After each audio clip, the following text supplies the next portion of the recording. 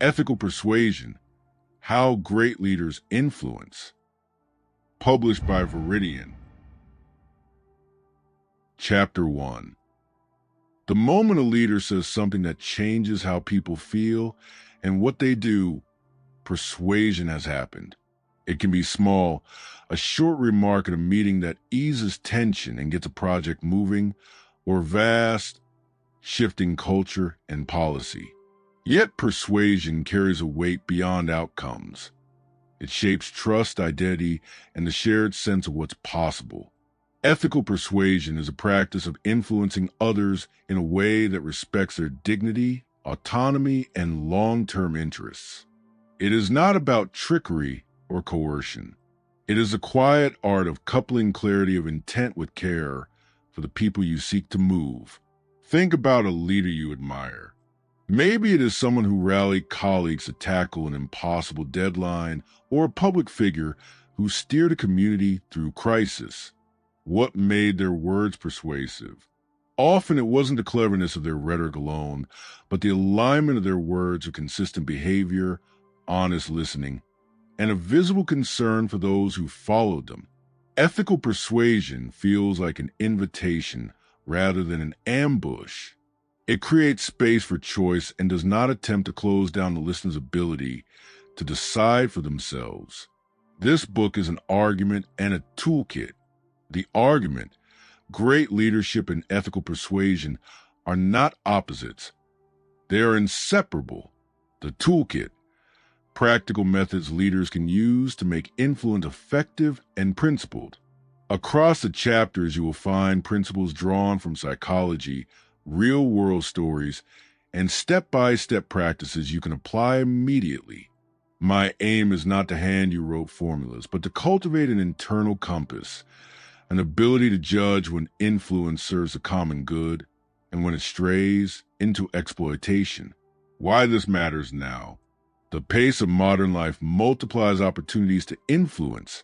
Social media broadcasts, rapid organizational change, constant decision cycles. That creates two risks. First, influence can be wielded carelessly. Attention-grabbing techniques that prioritize short-term compliance over well-being. Second, in environments where speed and metrics dominate, the subtle values that sustain relationships, trust, respect, accountability, are easy to overlook. Leaders who learn persuade ethically preserve the very human structures that allow organizations and communities to thrive: trust, psychological safety, and a shared sense of purpose. So what does ethical persuasion look like in practice? At its core are three commitments. The first is to truthfulness. Ethical persuaders do not knowingly mislead. They present facts and probabilities honestly, own uncertainties, and correct mistakes. This does not require blunt, joyless disclosure of every data point. It requires a baseline of honesty that lets others make informed choices. The second commitment is to agency, persuading people while preserving their ability to decide freely. Tactics that rely on deception, manipulation of fear, or disabling options violate this commitment.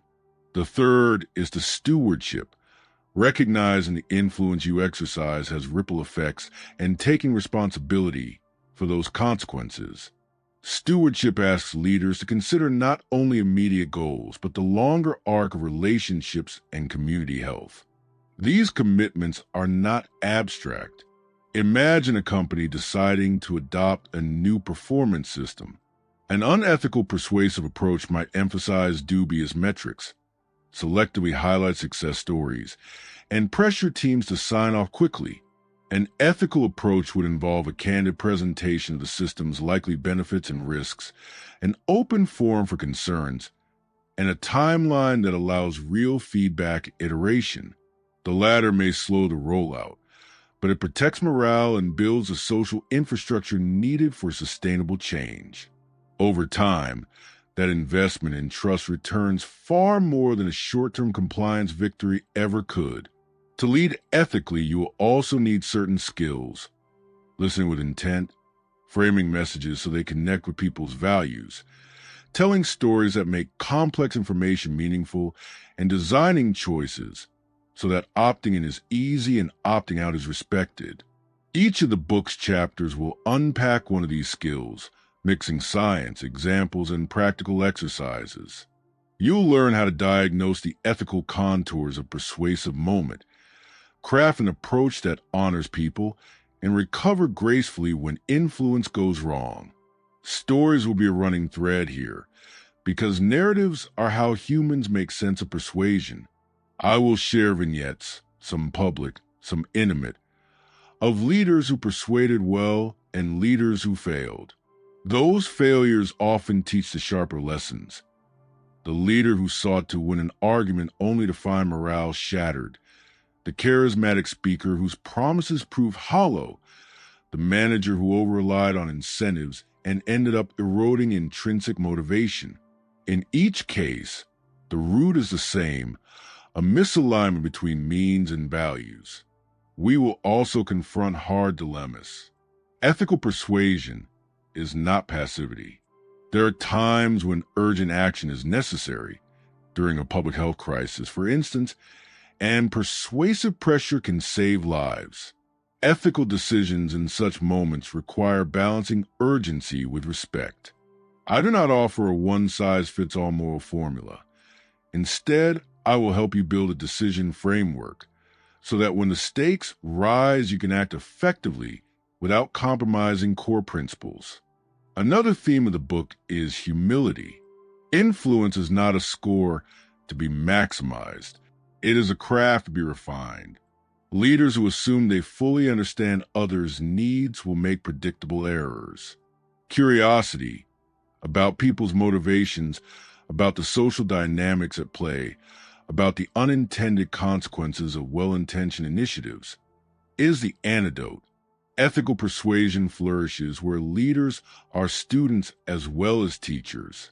Finally, a practical word about implementation. Some readers will be executives. Some will be organizers. Some will be parents or community volunteers.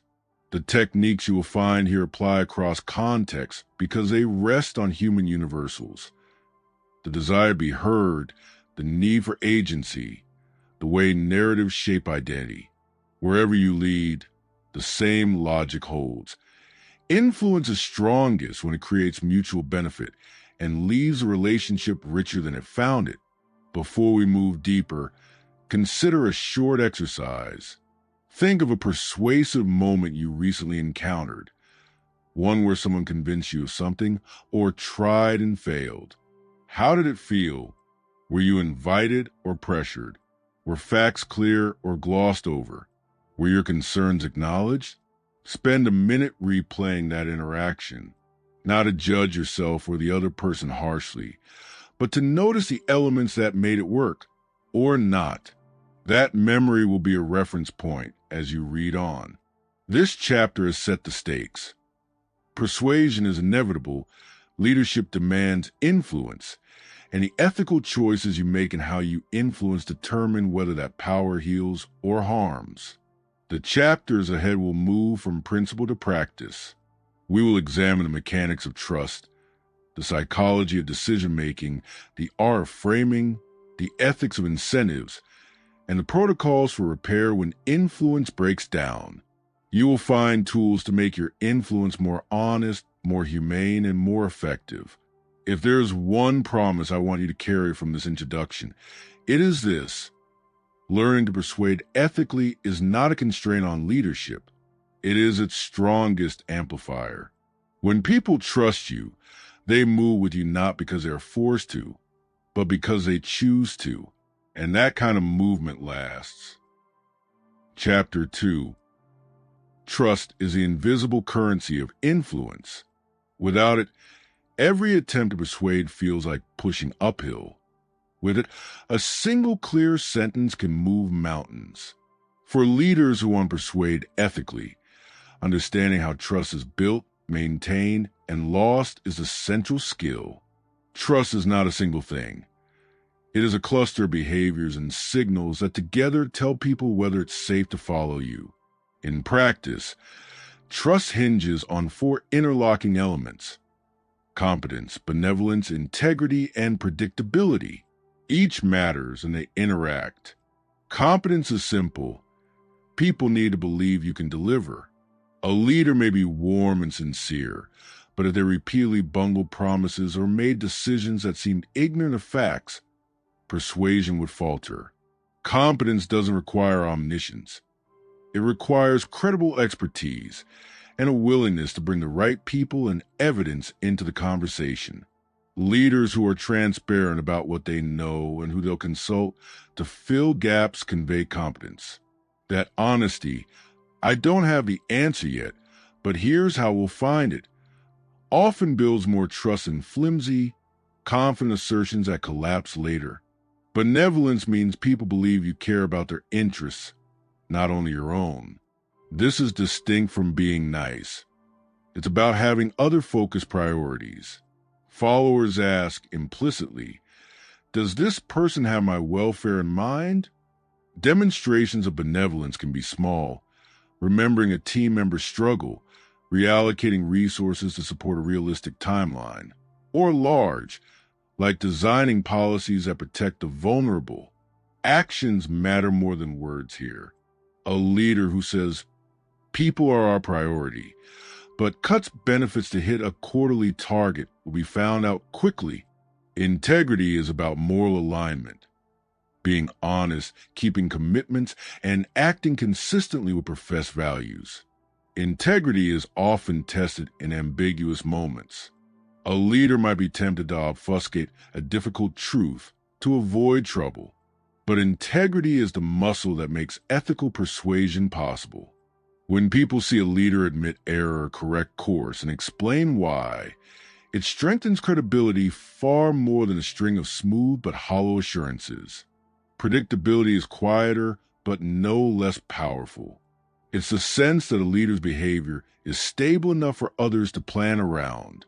Predictability doesn't mean rigid inflexibility. It means consistent principles and processes. Teams trust systems they can anticipate.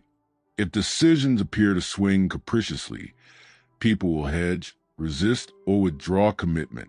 Predictability, coupled with transparent reasoning, helps others understand not just what you decide, but how you decide. These four elements can be intentionally nurtured. One practical technique is calibrated candor, a pattern of communication that balances frankness with empathy. Calibrated candor means telling the truth about constraints and risks while framing the message in a way that honors listeners' dignity. Consider a manager who must implement layoffs.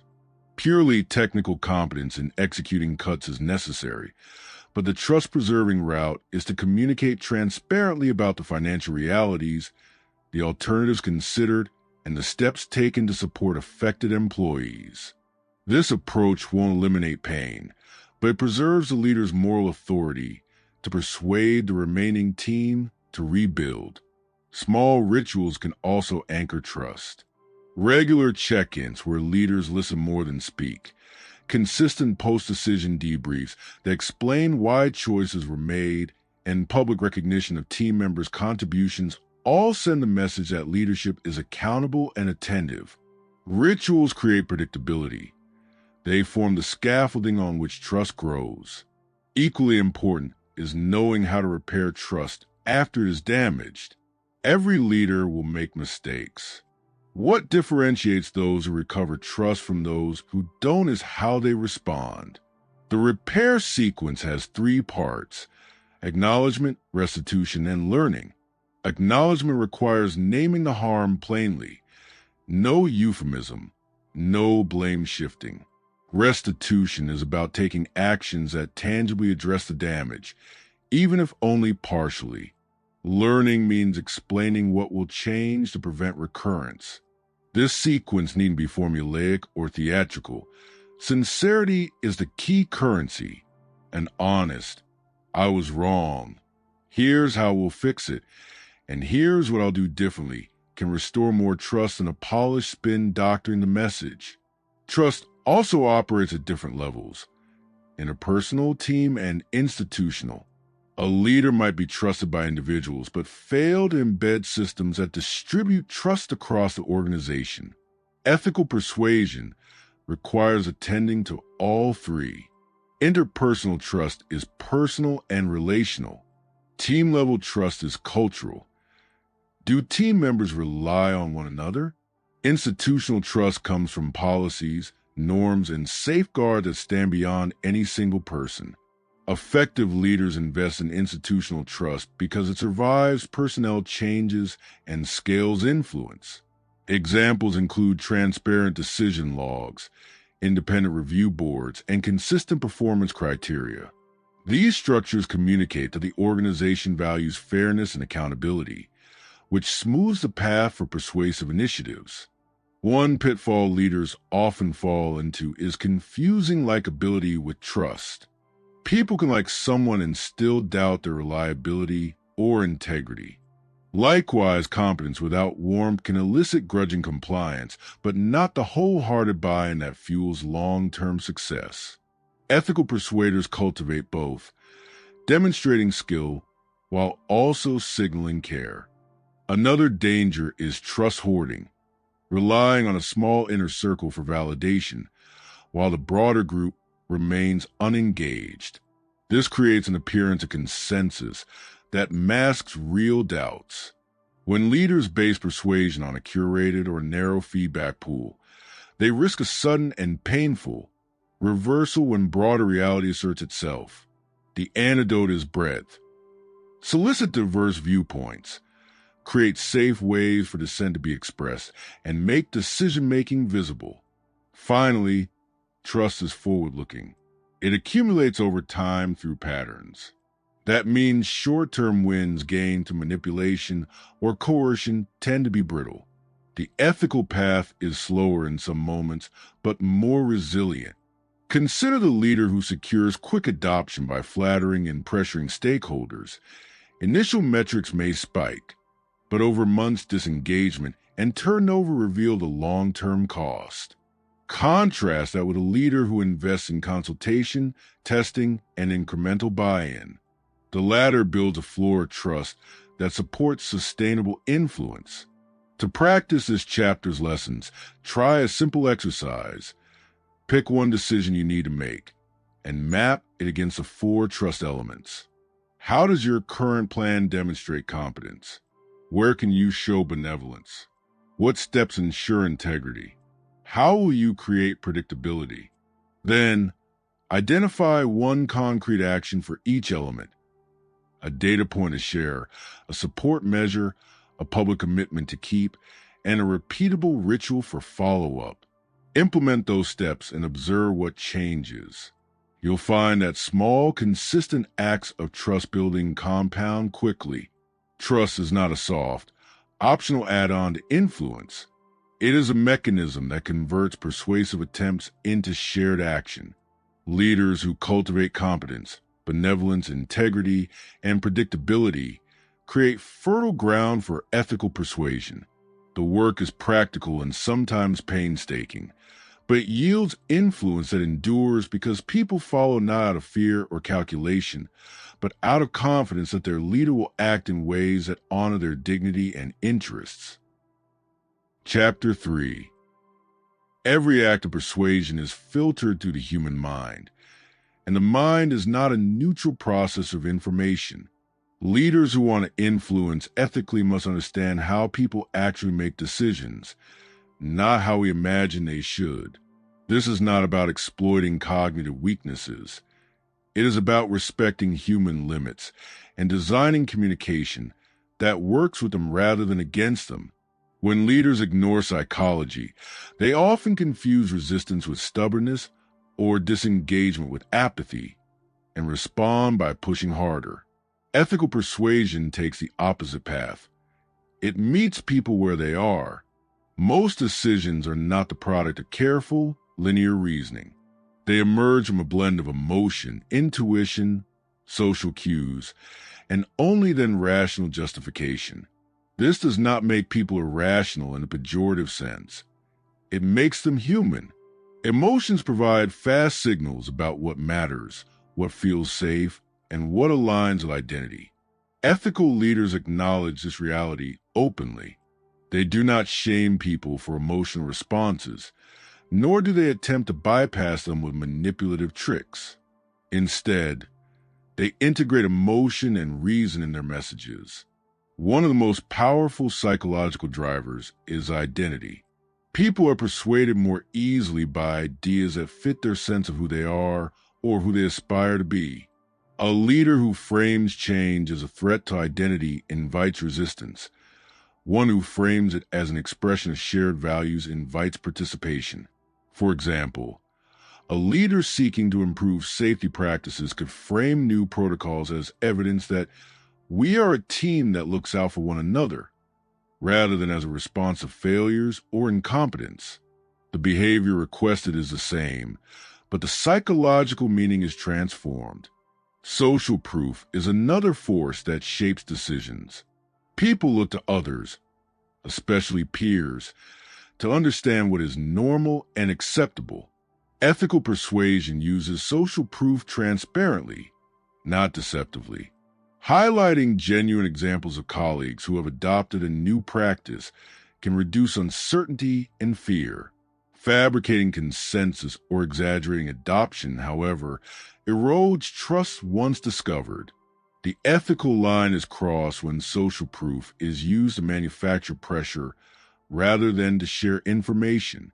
Loss aversion, the tendency to weigh losses more heavily than gains, also plays a role.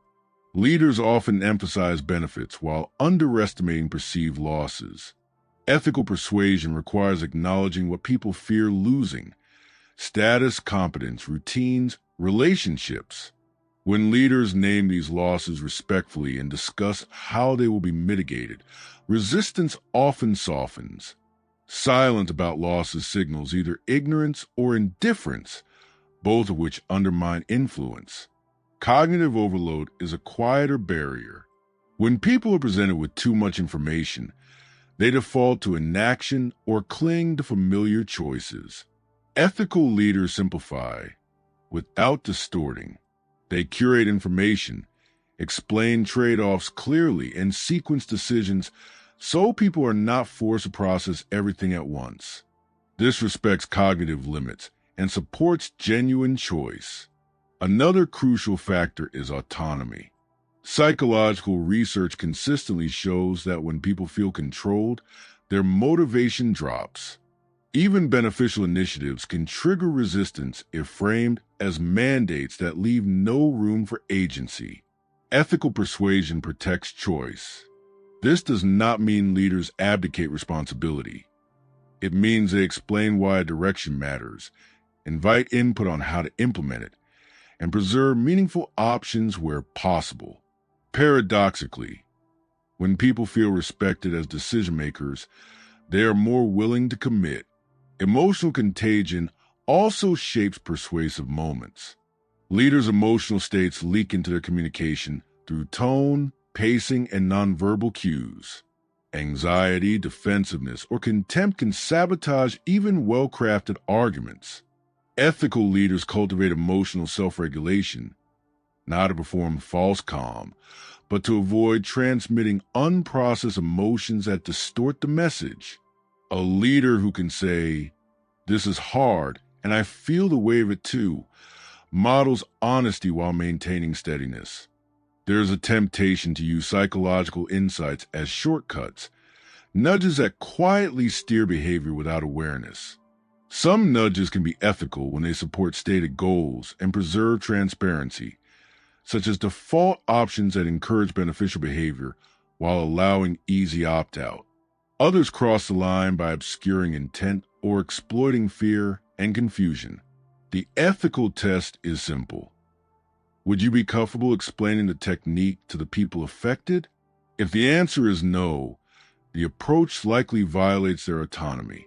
Understanding psychology also helps leaders interpret silence and resistance more accurately. Silence may signal fear, not agreement. Resistance may indicate misalignment of values, not stubbornness. Ethical persuaders respond with curiosity. They ask open questions, listen for underlying concerns, and adapt their approach accordingly. This slows the process, but it deepens buy-in and surfaces risks early. A practical application of this chapter is a perspective rehearsal. Before a persuasive conversation, take a few minutes to imagine the decision from the listener's point of view. What identities are at stake? What losses loom largest? What social signals will they notice? What cognitive load are they under today? Write down your answers. Then adjust your message to address these factors explicitly. This exercise shifts persuasion from self-expression to mutual understanding. Leaders who master the psychology of decision-making gain an advantage, but it is an ethical advantage. They reduce unnecessary friction, prevent misunderstanding, and design influence that aligns with human reality. They do not aim to overpower others' minds. They aim to collaborate with them. In doing so, they create persuasive environments where people feel seen, respected, and capable of choosing wisely. Ethical persuasion begins with humility about the human mind. We are all subject to biases and blind spots, leaders included. When leaders acknowledge this shared vulnerability, persuasion becomes less about winning and more about guiding collective judgment. That shift from control to collaboration is a foundation on which durable, ethical influence is built. Chapter 4. Words are not neutral vessels. They shape how reality is perceived. The way a leader frames an issue often determines whether people feel hopeful or threatened, capable or overwhelmed. Ethical persuasion depends not on dazzling language, but on honest framing that clarifies choices without distorting them. Framing is the art of emphasis, deciding what to highlight, what to contextualize, and what to connect to shared meaning. Used ethically, it helps people see the full picture. Used carelessly or manipulatively, it narrows vision and corners people into decisions they later regret. Every message has a frame, whether intentional or not. When leaders fail to choose their frame consciously, default frames rush in: fear, scarcity, blame. Ethical leaders take responsibility for framing because they understand its power. They ask not only, is this accurate, but also, what meaning will people take from this? Accuracy without context can still mislead. Context without accuracy is propaganda. Ethical framing holds both together. One of the most effective ethical frames is purpose. People want to know why an action matters beyond immediate metrics. When leaders connect requests to a clear, shared purpose, persuasion shifts from compliance to commitment. Purpose framing does not require grandiose mission statements. It requires relevance. A hospital leader framing a process change in terms of patient dignity, or a team leader framing a deadline in terms of trust between departments, anchors action in values people already hold. The ethical boundary is crossed when purpose is invoked cynically, when lofty language masks self-serving goals. Another essential frame is choice. Ethical persuasion makes options visible. Instead of presenting a single path as inevitable, leaders describe alternatives, explain trade-offs, and articulate why they recommend one course. This approach respects autonomy and often increases buy-in, even when options are limited. People are more likely to accept constraints when they understand the reasoning behind them. Framing decisions as choices also invites dialogue, allowing leaders to learn from perspectives they might have missed. Time framing matters as well. Leaders can frame change as an urgent sprint or as a thoughtful progression. Urgency has its place, but constant urgency erodes trust and judgment. Ethical leaders calibrate urgency honestly. They distinguish between true deadlines and artificial pressure. When urgency is real, they explain why. When it isn't, they resist the temptation to manufacture it for compliance. Over time, this restraint builds credibility. People respond more decisively when urgency is used sparingly and truthfully. Language that frames people as partners rather than obstacles also shapes persuasion. Language can foster inclusion, but only if it reflects genuine shared responsibility. Empty collectivism, using we while decisions are made unilaterally, backfires. Ethical leaders align language with process. If collaboration is promised, it must be real. If a decision is already made, honesty is better than performative consultation. Stories are a powerful framing tool because they compress complexity into human terms. Ethical storytelling illuminates, not manipulates. It presents representative experiences without erasing nuance.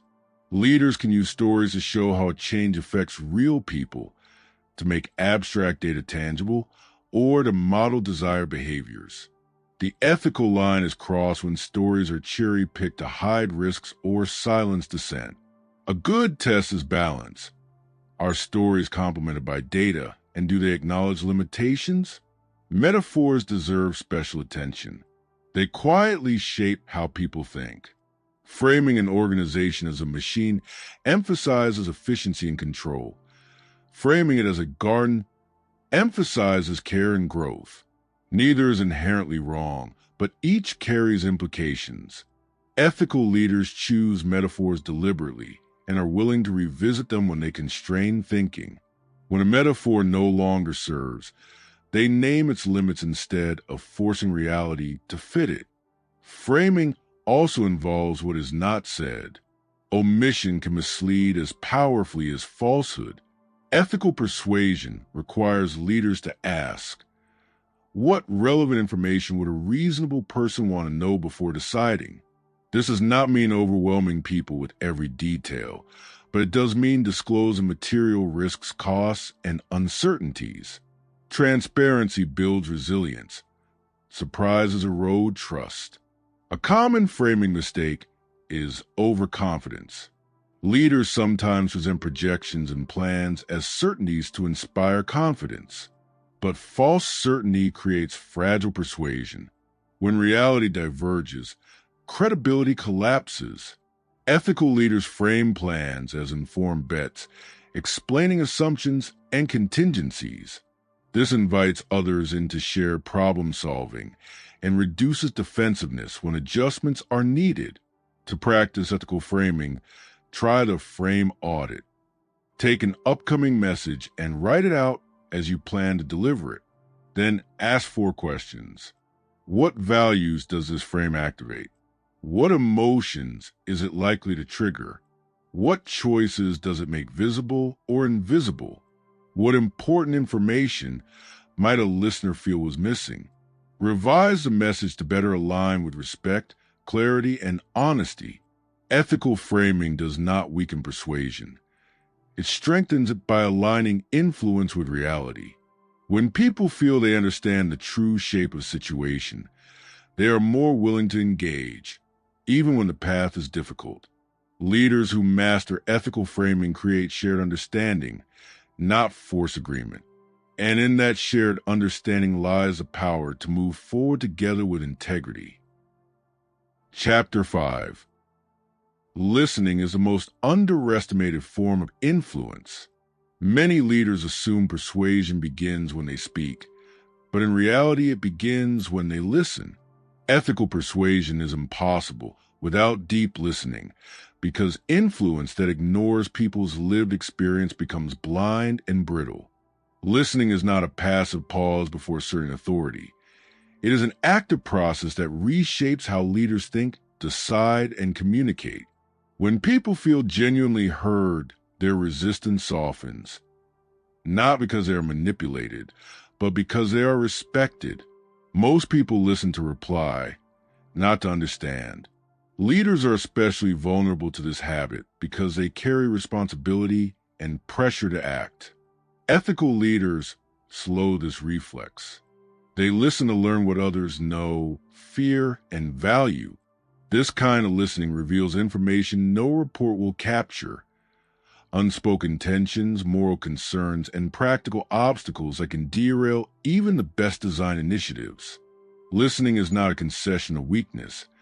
It is an investment in accuracy. There are levels of listening, and ethical persuasion requires moving beyond the surface. The first level is factual listening, understanding what someone is saying.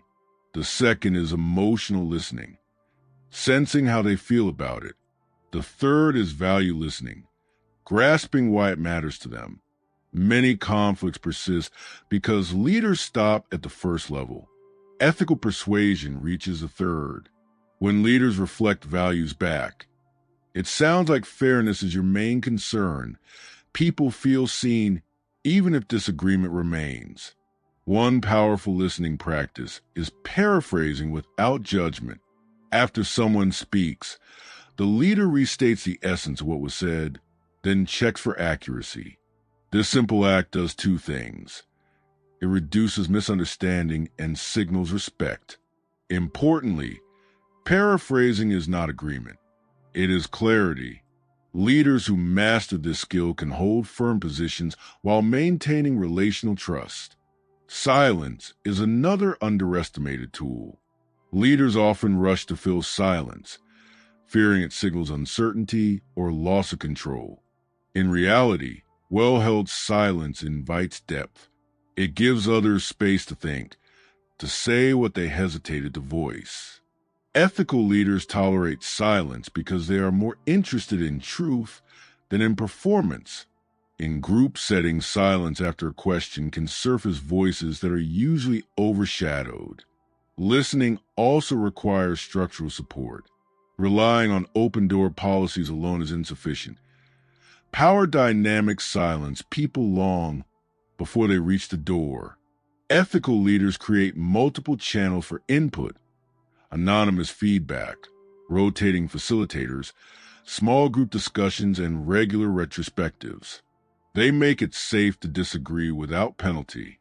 This is not just about kindness. It is about decision quality. Dissent is data. A common pitfall is performative listening, soliciting input with no intention of acting on it. This damages trust more than not asking at all. Ethical persuasion demands honesty about the scope of influence. If a decision is constrained, leaders should say so. If input will shape implementation rather than direction, that should be clear. Transparency about how feedback will be used protects credibility. Listening becomes especially critical in moments of resistance. Resistance is often labeled as obstruction, but ethically it should be treated as information. It may signal ethical concerns, overlooked risks, or identity threats. Leaders who listen to resistance can often reframe or redesign initiatives to address legitimate issues. When resistance is ignored or crushed, it tends to reappear later in more damaging forms. Another dimension of listening is cultural. Different cultures express agreement, disagreement, and respect differently.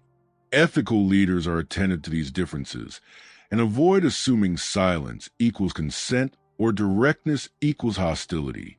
They adapt their listening strategies to the context, seeking cultural translators when needed. This flexibility is not political correctness. It is competence. Listening also requires leaders to listen to themselves. Internal signals, discomfort, defensiveness, impatience, often indicate a blind spot or value conflict. Ethical leaders treat these signals as prompts for reflection rather than cues to dominate. Self-listening creates emotional discipline, which prevents reactive persuasion driven by ego or fear. To strengthen listening as an influence skill, try the listen first rule in your next important conversation. Commit to speaking last. Ask open questions. Reflect what you hear. Delay judgment. Then, when you do speak, integrate what you learn explicitly. Based on what you've shared, especially your concern about long-term stability, here's how I see our options. This makes persuasion collaborative rather than oppositional. Ethical persuasion does not silence voices. It amplifies understanding. Leaders who listen well earn the right to be heard. Over time, people become more receptive not because they are overpowered, but because they trust that their perspectives matter. Listening transforms influence from a one-way push into a shared movement forward. Chapter 6. Every leader eventually reaches a moment where words and trust are not enough. A decision must be made, a direction set, and behavior changed. This is where power enters a conversation. Ethical persuasion does not deny power, it disciplines it. Power is the ability to shape outcomes, but how it is exercised determines whether influence becomes leadership or domination.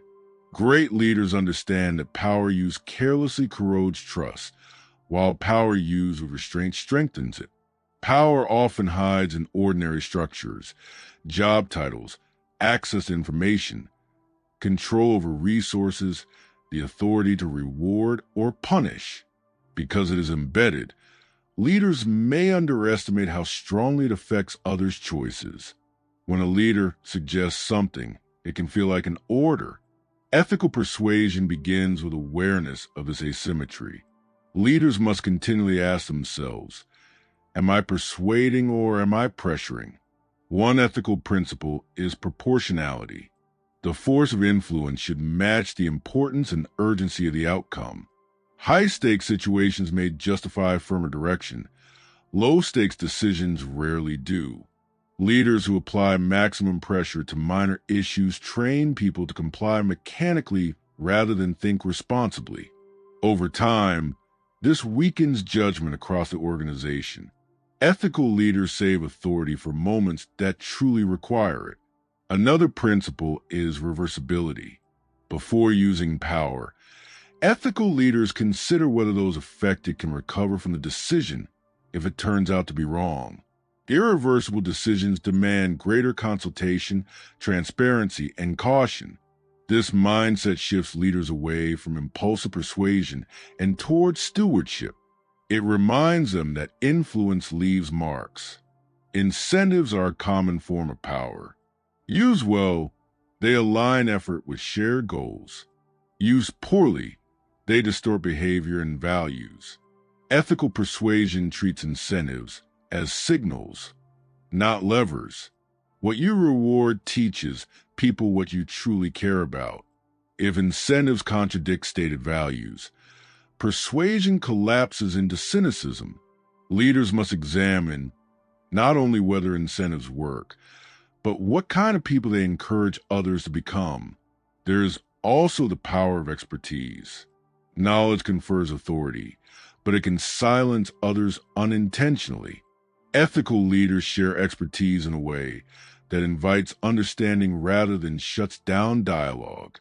They explain reasoning, expose assumptions, and welcome challenge. This transforms expertise from a dominance tool into a shared resource. Boundaries are another ethical use of power. Clear boundaries reduce anxiety and prevent manipulation. Saying no transparently is often more ethical than saying yes vaguely. Leaders who avoid setting boundaries in the name of harmony often end up exerting power indirectly through guilt or confusion. Directness, when paired with respect, is a form of ethical clarity. A particularly subtle misuse of power is moral pressure, implying that disagreement reflects a character flaw rather than a difference in judgment. Statements like, if you really cared, you'd agree, weaponize values and shut down honest debate. Ethical persuasion separates values from tactics. Leaders can affirm shared values while allowing disagreement about how to act on them. Ethical leaders also resist the temptation to personalize loyalty. They build commitment to mission and principles, not to themselves. When influence depends on personal allegiance, dissent becomes betrayal and ethics erode. Durable persuasion attaches people to purpose, not personalities. One practical discipline is the power pause. Before issuing a directive or using authority, pause and ask 3 questions. Is this necessary? Is there a less coercive way to achieve the same outcome? Have I made the reasoning and limits clear? This pause can prevent reflexive overreach and preserve autonomy where possible. Power used ethically creates stability. People know where they stand, what is expected, and why decisions are made. They may not always agree, but they understand the logic and trust the intent. This kind of environment supports persuasion because it reduces fear. When fear recedes, people can think and choose more freely. Ethical persuasion is not the absence of power. It is power under control. Leaders who master this balance earn authority that does not need to shout. Their influence endures not because others are trapped, but because they recognize power exercised with restraint as a sign of strength and responsibility. Chapter 7. Conflict is not a failure of leadership. It is a test of it. Wherever people care deeply, disagreement will surface. Ethical persuasion does not aim to eliminate conflict, but to guide it into forms that produce understanding and better decisions. Leaders who fear conflict often resort to avoidance or quiet pressure, while those who embrace it without ethics slip into dominance. Great leaders learn to engage disagreement directly, calmly, and with respect. Most conflict is not about fact alone. It is about values, identity, and perceived fairness. When leaders treat conflict as a purely technical problem, they miss its human core. Ethical persuasion starts by naming the disagreement without assigning blame. Simply acknowledging that perspectives differ can reduce defensiveness. People relax when they feel their position is recognized as legitimate, even if it is not ultimately adopted. One ethical mistake leaders make in conflict is rushing to resolution. Speed can feel efficient, but unresolved concerns often resurface later with more intensity. Ethical leaders slow down long enough to understand the shape of the disagreement. They ask what each side is protecting, what they fear losing, and what outcome would feel fair. This inquiry is not weakness. It is precision. Fair process matters as much as fair outcomes. People are more likely to accept decisions they disagree with if they believe the process was just. Ethical persuasion therefore emphasizes procedural fairness, clear criteria, consistent rules, and opportunities to be heard. When leaders explain how decisions will be made before making them, they reduce suspicion and resentment. Language plays a critical role in conflict. Ethical leaders avoid absolutist phrases that escalate tension, such as always, never, or everyone knows. They speak in specific, grounded terms. They also separate people from problems, criticizing ideas without attacking character. This preserves dignity and keeps dialogue possible. Another key practice is reframing conflict as shared problem solving. Instead of positioning sides as opponents, ethical leaders articulate the common goal and invite collaboration on how to reach it. This shift does not erase disagreement, but it redirects energy from winning to understanding. Even when compromise is not possible, this framing reduces hostility. Power dynamics intensify conflict. When leaders argue from authority rather than reason, they may win the moment but lose trust. Ethical persuasion in conflict requires leaders to downshift power where possible, asking questions, acknowledging uncertainty, and inviting challenge. When authority must be used, it should be explained, not disguised. Conflict also tests emotional discipline. Leaders who become defensive or sarcastic signal that dissent is unsafe. Ethical leaders manage their reactions, not to suppress emotion, but to prevent it from overwhelming judgment. They can say, "I strongly disagree," without humiliation or contempt. This emotional maturity sets the tone for the entire group. Sometimes persuasion fails, and a decision must be made despite opposition. Ethical leadership does not pretend otherwise. In such moments, clarity is essential. Leaders explain the decision, the reason behind it, and the values that guided it. They acknowledge the costs and the dissent. This honesty preserves moral authority even when consensus is impossible. After conflict, ethical leaders follow up. They check in with those who disagreed, ensure retaliation does not occur, and monitor unintended consequences. This aftercare signals that dissent was not a liability. Over time, it encourages future honesty rather than silent resistance. A useful practice here is a dissent debrief. After a contentious decision, gather input on what was learned, what concerns remain, and what signals should trigger reconsideration. This keeps conflict productive and prevents polarization. Ethical persuasion does not require harmony. It requires respect. Leaders who handle conflict with transparency, fairness, and emotional steadiness turn disagreement into a source of strength. They prove that influence can coexist with integrity, even when interests collide. Chapter 8. Long-term influence is not built in dramatic moments. It is built in patterns. What leaders do consistently teaches people what to expect, what to believe, and how to behave. Ethical persuasion, therefore, extends beyond individual conversations into systems, habits, and culture. Leaders who ignore this dimension may persuade brilliantly in the short term, while quietly undermining their own influence over time. Culture is persuasion made durable. It is the accumulation of signals about what is rewarded, tolerated, and discouraged. Every policy, metric, meeting structure, and informal norm persuades people about what truly matters. Ethical leaders pay attention to these signals because they know that inconsistency between words and systems destroys credibility faster than any single mistake. One of the most common failures in leadership persuasion is saying the right things while building the wrong systems. A leader may speak passionately about collaboration while rewarding individual competition. They may promote well-being while praising burnout as dedication. These contradictions teach people to ignore words and follow incentives. Ethical persuasion requires alignment. The architecture of the organization must support the values being advocated. Consistency does not mean rigidity. Ethical leaders allow practices to evolve while keeping values stable.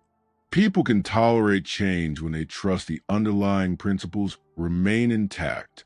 When leaders shift direction without explaining how values are preserved, persuasion turns into confusion.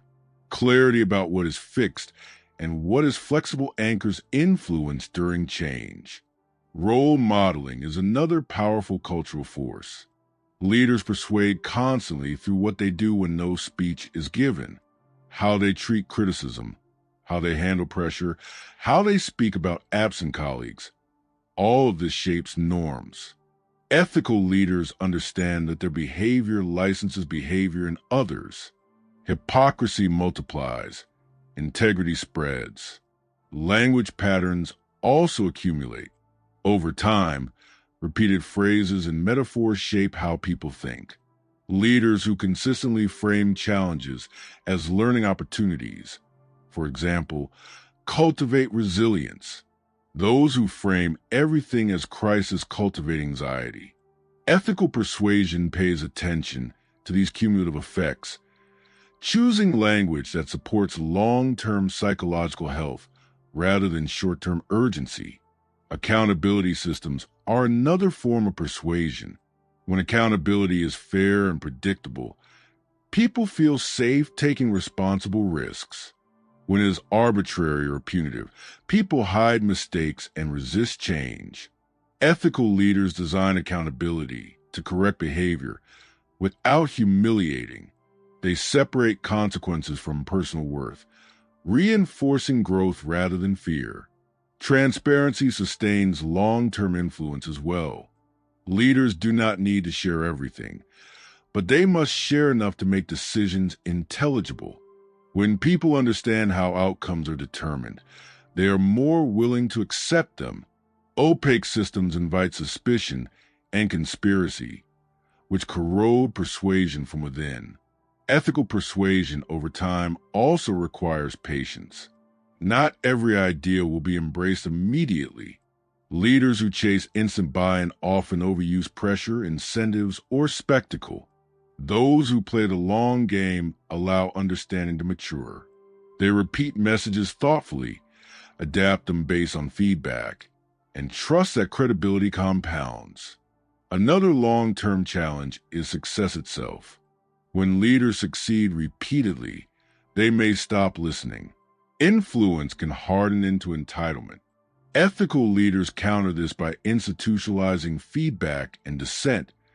Even when things are going well, they treat success as a reason to stay humble, not to become insulated. Transitions are particularly revealing. When leaders leave or when crises disrupt routines, culture becomes visible. Ethical persuasion shows its strength when values persist beyond the individual leader. This is why great leaders focus not just on being persuasive, but on teaching others how to persuade ethically. They distribute influence rather than centralize it. A practical exercise of this chapter is a culture mirror. List 5 behaviors that are consistently rewarded in your environment and 5 that are quietly punished. Then compare this list with the values you publicly promote. Where they diverge, persuasion is leaking. Choose one small system or habit you can adjust to close that gap. Over time, such adjustments reshape influence more powerfully than speeches ever could. Ethical persuasion is not a campaign. It is a practice. Leaders who understand to stop asking, "How do I convince them?" and start asking, "What kind of environment am I creating?" In environments built on clarity, fairness, and respect, persuasion becomes less necessary because alignment grows naturally. The greatest test of ethical influence is endurance. When trust remains after setbacks, when values guide action under pressure, when people continue to act with integrity, even when no one is watching, persuasion has become leadership. Chapter 9. No matter how skilled a leader is, persuasion will sometimes fail. People will feel misled, unheard, or harmed. Ethical leadership is revealed not by the absence of these moments, but by how they are handled. Repair is not an embarrassment to be avoided. It is a responsibility to be embraced. Leaders who know how to repair trust and influence do more than recover. They often deepen credibility. Failure in persuasion takes many forms. A change initiative backfires. A message lands as dismissive. A decision produces unintended consequences. The ethical mistake is not the failure itself, but the response to it. Denial, defensiveness, or silence compound damage. Ethical leaders move toward the breach rather than away from it. The first step in repair is naming what went wrong. This requires clarity and courage. Vague apologies or carefully worded statements that avoid responsibility do not persuade. They provoke cynicism.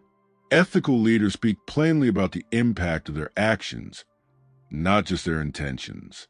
Saying, "I see how this caused confusion and harm," is more powerful than, "That wasn't what we meant." The second step is accountability. Ethical repair involves owning one's role without shifting blame to circumstances or subordinates. This does not mean absorbing all fault unfairly. It means acknowledging where leadership choices contributed to the outcome. Accountability restores moral authority because it signals that power is not being used to escape responsibility. The third step is corrective action. Words alone cannot repair broken influence.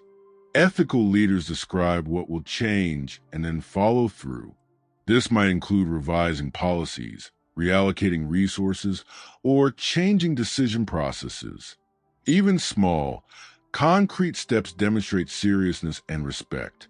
Listening plays a renewed role in repair.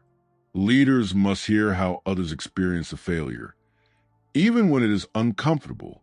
These conversations are not debates. They are learning opportunities. Ethical leaders resist the urge to explain or justify too quickly. Understanding precedes persuasion. Repair also requires patience.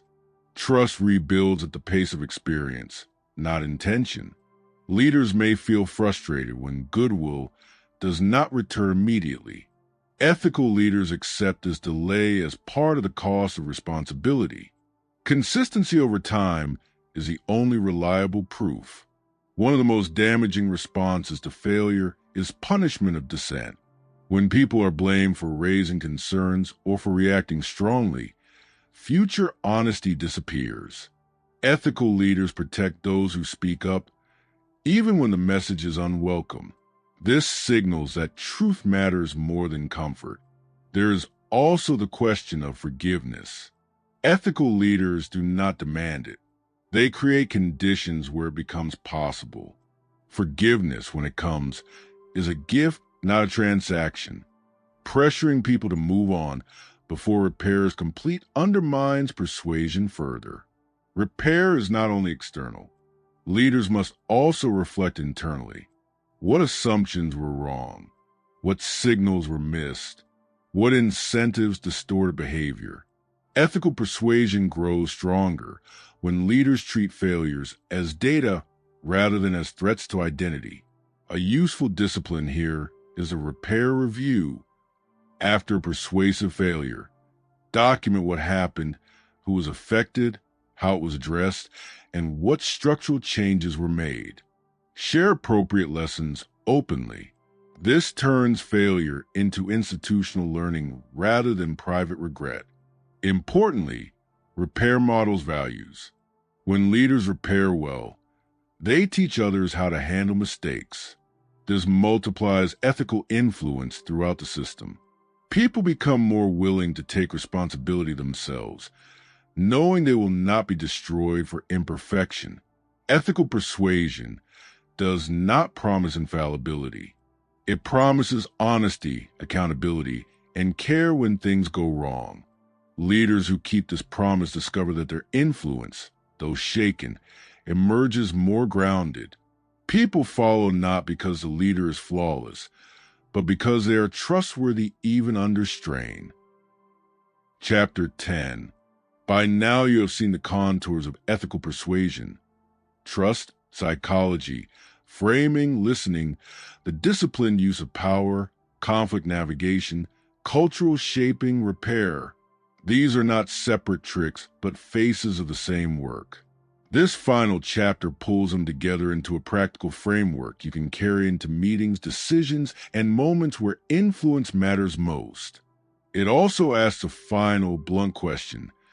What kind of leader do you want to be remembered as? How you answer that question will determine not just what you achieve, but what you leave behind. First, let's distill a simple operating model. When you face a persuasive moment, move through 4 steps. Diagnose, design, deliver, and dwell. Diagnose. Pause and map the situation. Who cares and why? What identities and values are at stake? What power asymmetries exist? What constraints are real? Diagnosis is not an indulgence. It is strategy. The better you see the human and structural forces at work, the less likely you are to rely on blunt pressure or silver bullet rhetoric. Use the tools from earlier chapters. Listen deeply, scan for social signals, and name potential losses as clearly as you name projected gains. Design. Create the influence plan with ethics as a design constraint, not an afterthought. Choose frames that illuminate rather than obscure. Make options visible. Present trade-offs honestly. Build in mechanisms for agency, ways people can shape implementation without derailing necessary progress. Design the scaffolding. What rituals, accountability measures, and feedback channels will support the change? Think through incentives and their long-term signaling effects. Design also includes contingency planning.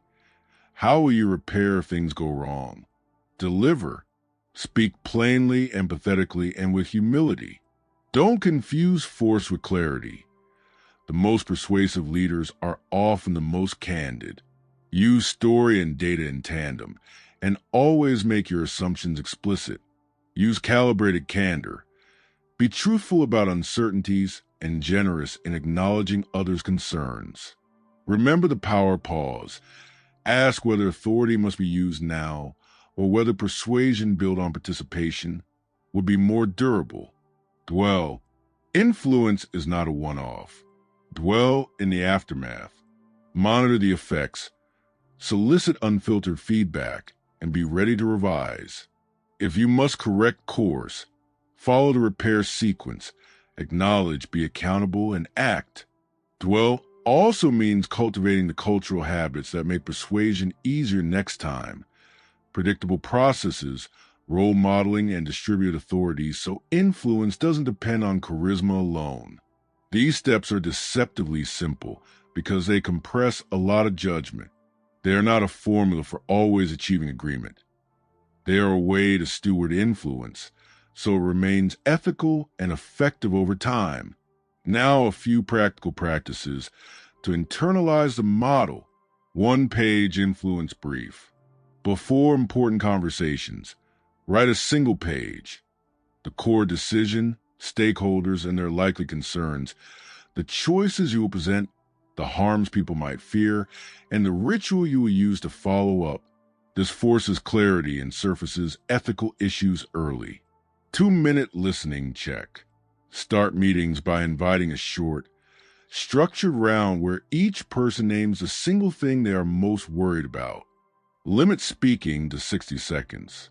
This simple ritual surfaces fears, level status differences, and gives you raw data for ethical framing.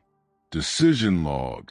Keep a public or semi-public log of big decisions with the reasoning, alternatives considered, and who was consulted. This builds institutional predictability and makes repair easier if things go wrong. Dissent day. Schedule periodic sessions where the explicit role is to find flaws in your plans. Reward the brave dissenters. Over time, this conditions the organization to value truth over comfort. A small but powerful discipline is to explain to a stranger test. If you cannot explain a choice and its trade-offs in simple terms to an intelligent stranger, you probably haven't designed it clearly enough. This discipline guards against jargon, obfuscation, and hidden assumptions. Ethics is often framed as restraint. What not to do, that is part of it, but persuasion ethics is also constructive. It asks what you should build. Systems that invite participation, narratives that connect to shared values, institutions that preserve fairness. Build those things actively. They are the long-run infrastructure of influence. There will be moments where ethical clarity demands hard choices. Sometimes urgency truly leaves no time for broad consultation. Sometimes a leader must make a decision that will upset powerful interests for the sake of righting a wrong. Ethics will not always tell you which choice is right. It will, however, insist on how you act, transparently, with a readiness to be accountable, and with attention to those who bear the costs. Courage and humility must travel together. Bravery without humility is arrogance. Humility without courage is timidity.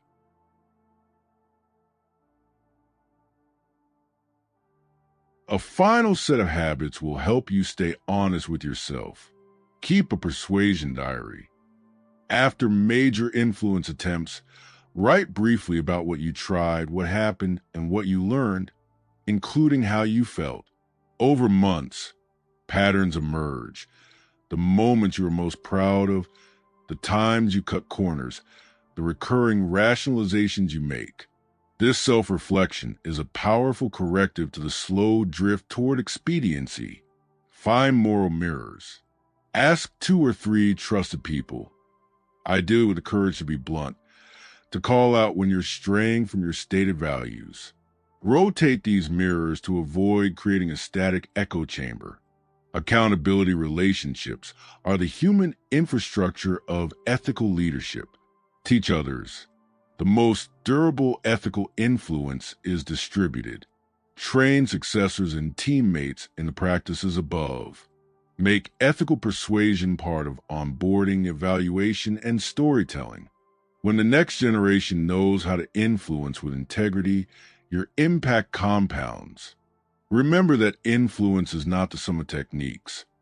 It is a moral craft. Like any craft, it requires attention, practice, and good tools. The ethics of persuasion are not constraints on effectiveness. They are the conditions for it. When people feel heard, respected, and treated fairly, their engagement deepens and outcomes improve.